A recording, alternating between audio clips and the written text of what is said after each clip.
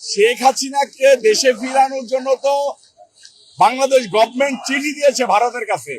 আমরা তো শেখ হাসিনাকে চাই, আমরা শেখ হাসিনাকে আইনের মুখোমুখি করতে চাই। তখন আইন সিদ্ধান্ত নেবে যে শেখ হাসিনা কি দোষী নাকি নিরপরাধ। যদি সে দোষী হয় শাস্তি ভোগ করবে, যদি নিরপরাধ হয় তাহলে সে খালাস পাবে সবকিছুতে।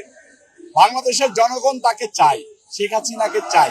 শেখ হাসিনার আশার অপেক্ষায় বাংলাদেশের জনগণ নাই। বাংলাদেশের জনগণ চাচ্ছে যে শেখ হাসিনা আসুক। এই জন্য বাংলাদেশ গভর্নমেন্ট চিঠি দিয়েছে শেখ হাসিনাকে দেশে আনার জন্য।